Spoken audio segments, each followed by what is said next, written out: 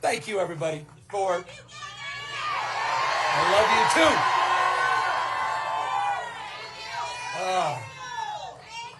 Thank you, guys. I came out here just to say those 2 words. Thank you. Thank you for being you. Thank you for showing up. Thank you for showing up not just for yourselves, for each other, for this state, our nation, and the world we're trying to build. Thank you. Thank you for not giving into cynicism. Thank you for not giving into the fear and the anxiety that fills so many people. Thank you for being the antidote to that. Thank you for stepping up. Thank you for stepping in. And thank you for inspiring a nation, Texas. Thank you for inspiring the state of California. Thank you for Proposition 50.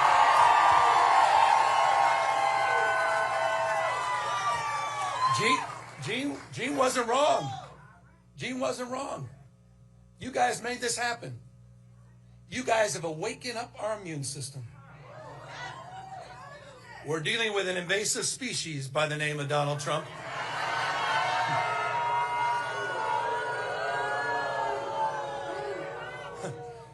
He is an historic president, however.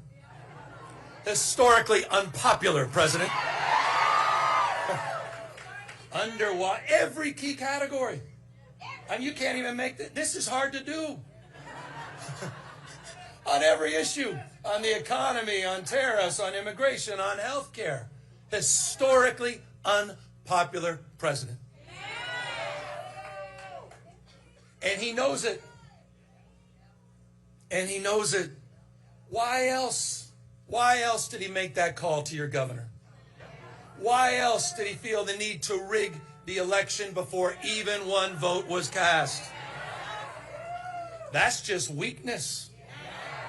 Weakness masquerading as strength. That's Donald Trump. And he had a very bad night on Tuesday.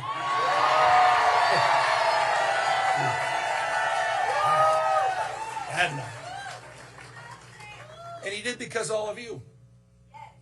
You're showing up. We talk that No Kings rally. You talk about patriotism. You talk about why the founding fathers lived and died. You talk about why we're all here. The best of the Roman Republic, best of Greek democracy, co-equal branches of government, popular sovereignty, the rule of law, not the rule of Don. And it's dawning on people all across the United States of America what's at stake. And you put a stake in the ground. People are showing up. They don't believe in crowns, thrones, no kings. And people all across this country are waking up because you had the courage months ago. Gene, his colleagues, had the courage to step up at a time when we were desperate for leadership.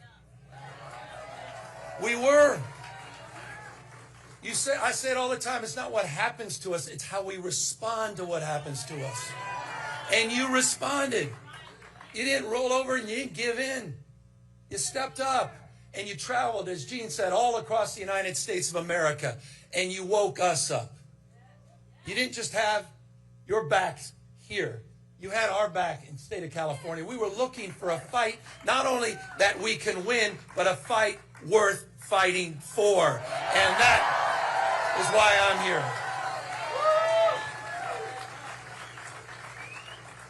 But none of us are naive, are we? When I kicked off this campaign, we kicked off the Prop 50 campaign. It was at the Democracy Center in Little Tokyo in Los Angeles. That's the sacred site where we were interning and busing the Japanese. At that site, to kick off the campaign at the Democracy Center, what did Donald Trump do? He sent out his masked men. He sent out his secret police, Greg Bovino. Sent them to intimidate us. And don't take my word for it. You can hear the federal judge's own words. This is a guy who believes that the oath of office he needs to take is to the dear leader, not the Constitution of the United States. Masked men showing up. Border Patrol, in ICE. You saw You saw, you may have seen this, on Election Day in Los Angeles. Days after, I'll say it, the Los Angeles Dodgers won the World Series. I know. By the way, forgive me. Oh, hold on. That is, did you not listen to Al Green? I was the former mayor of San Francisco. That's harder for me than it is for you. Okay? Please. All right? I don't need to hear that. But just days later, what did he do? On Election Day, he sent 100 ICE and Border Patrol to assemble at Dodger Stadium what they call the BORTAC units. These are the Border Tactical Units. This is what you're seeing all across the United States, what you're seeing almost nightly and daily in Chicago. Sent out to chill, to intimidate, so people wouldn't show up at the polls. But you know what was amazing? Did we show up? There were lines around the block 2 hours after polling had stopped because people wanted to be heard, not just seen. They wanted to send a message, which, as Jasmine said, was sent all across the United States of America. And she's absolutely right. It wasn't just New Jersey. It wasn't just Virginia. It was in Bucks County with a now Democratic district attorney, first time since 1800s. It was in Georgia. It was in Mississippi. It was all across this country. Donald Trump, and in Texas, as we heard from Representative Fletcher.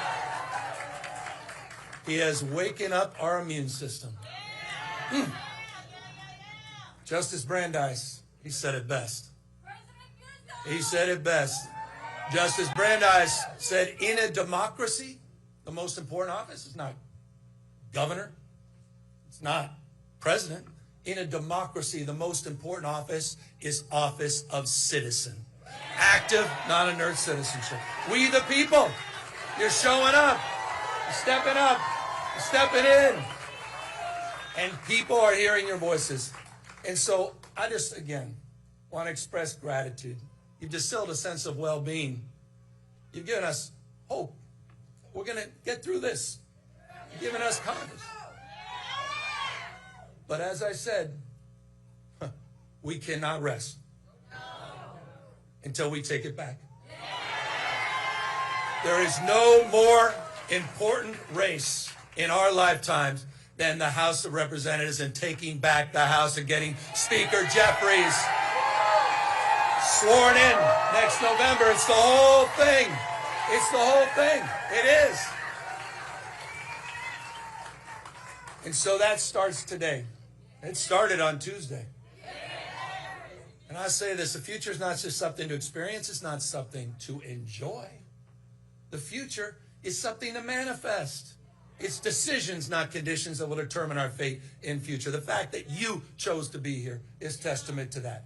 We have agency. We can shape the future here in Texas. We can shape the future here all across the South and across the United States of America. You have that power. You do. Not Donald Trump. Not Donald Trump.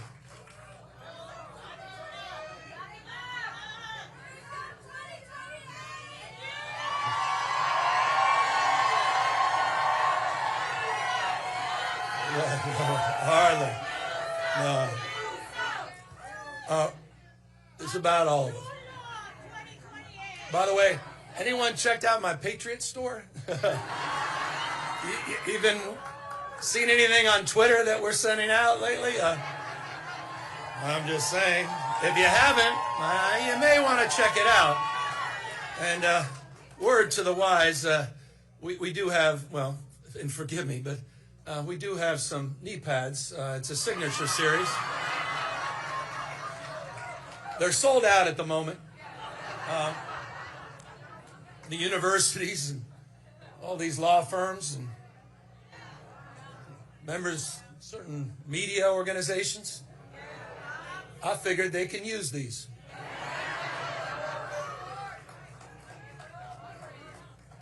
Let's keep our eyes wide open to what's at stake and what's going on in the United States of America. These guys want to roll back all the hard-earned progress of last century. They want to put America in reverse. They want to bring us back to a pre-1960s, maybe 1860s world. And you're seeing it not just on voting rights. You're seeing it on civil rights. You're seeing it on women's rights. You're seeing it on LGBTQ rights. We're experiencing it in real time. They're censoring historic facts. They're rewriting history. They're on a banning binge, Bud Light and Big Bird.